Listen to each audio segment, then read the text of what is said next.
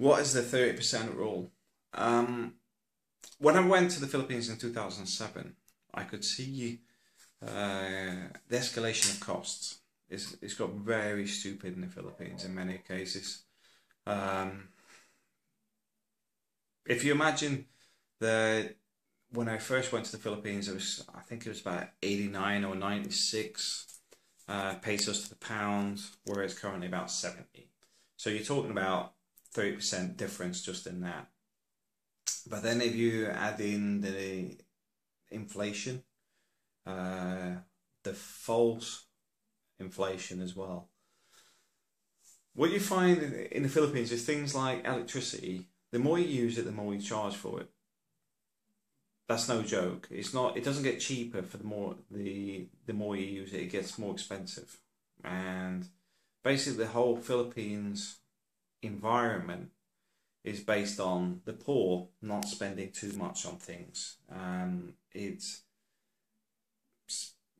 the middleman. It's a bit like any other economy. You find the people that actually work for a living get financially crippled by the rich and by the poor. It doesn't matter where you are in the world. It's the same. And it's that problem where you retire or move to the Philippines. If you're expecting to retain a standard, it can become expensive. See, when I went to the Philippines in 2007, we mainly used fans instead of air conditioning. A fan only cost 300 pesos a month to run.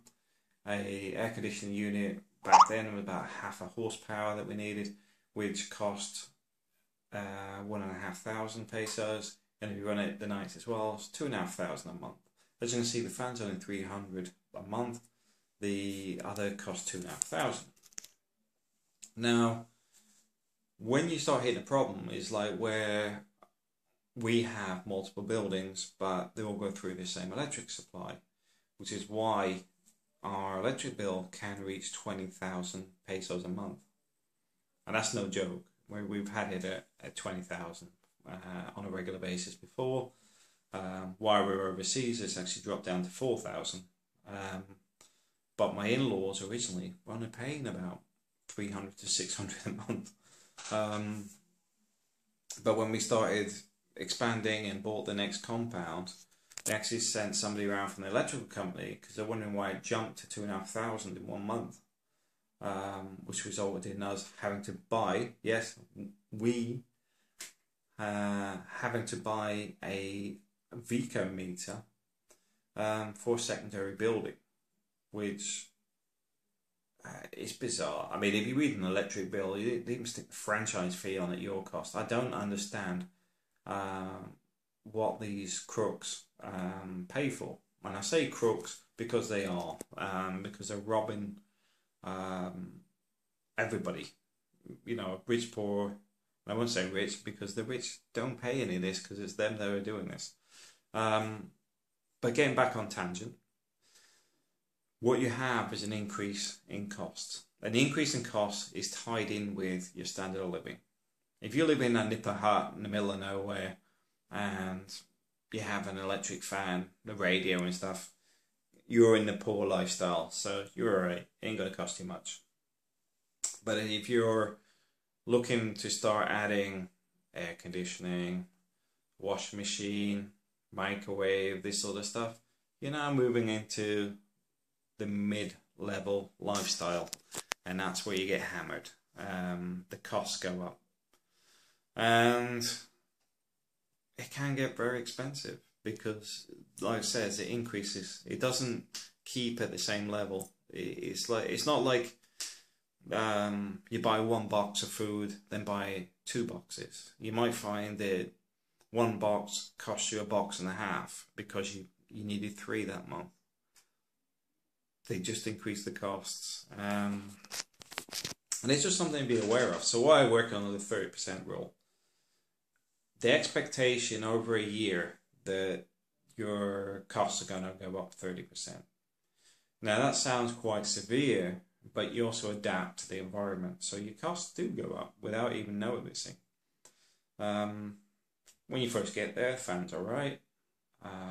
You're quite used to the rice and chicken, get a bit of soy sauce on there, and you're fine. 6 months later, you're sick of soy sauce, you're sick of rice, you're sick of chicken. So you start spending a bit more on your food, getting a bit more variety, and in the hot months you think, we need an air conditioning unit, it's too hot, so you put aircon in.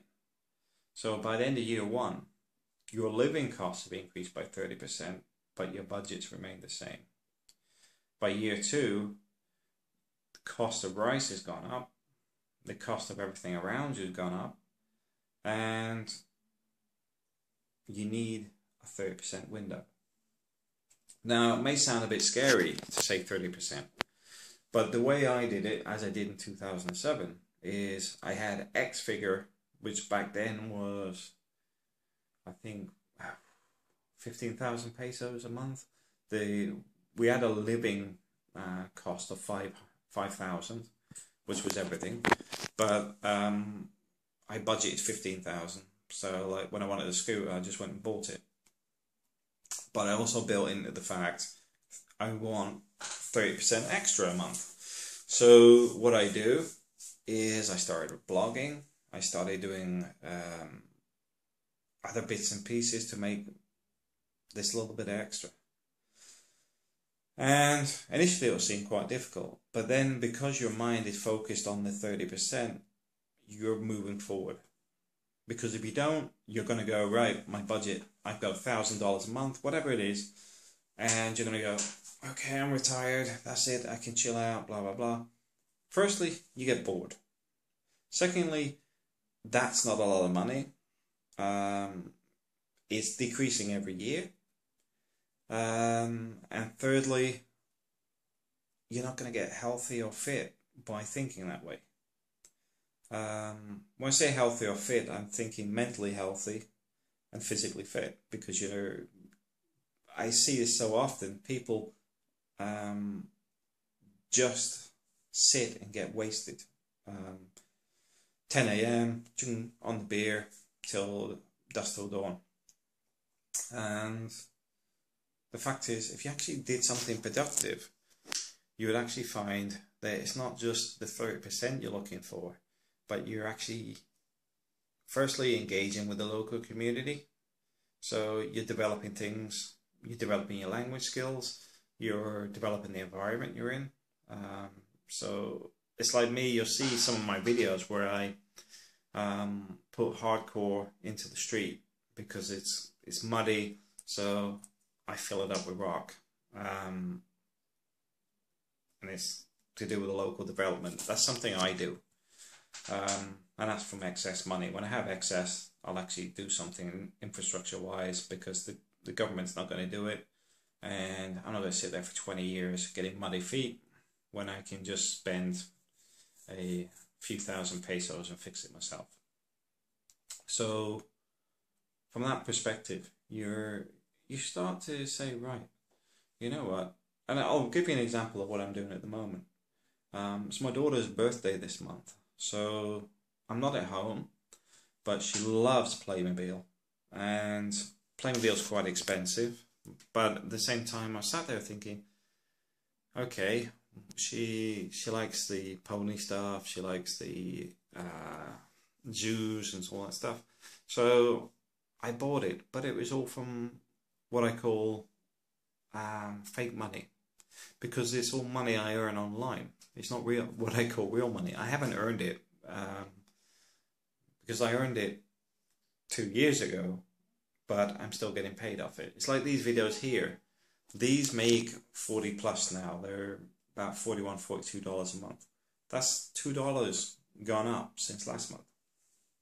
So the fact is, to me, that's not real money, because I like doing these videos. They're not painful.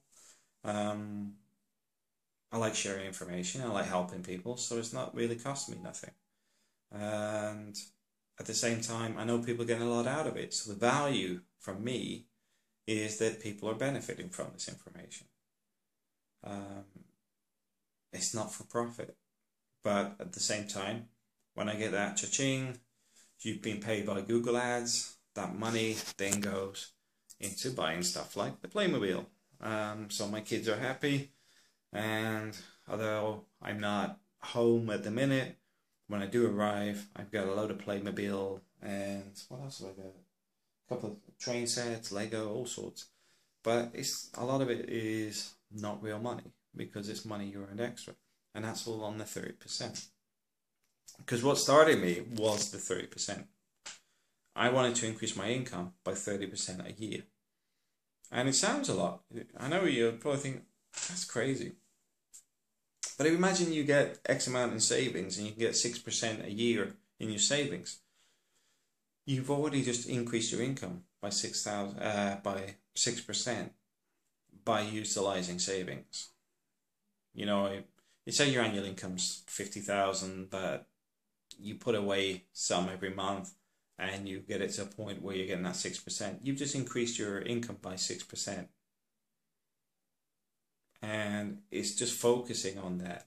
See, right now, I'm doing a transition period because I've got to get that 90,000 euros, but I'm looking at peer-to-peer lending, and some of this money that I do spend on Playmobil, I'll be putting into peer-to-peer lending and building that up.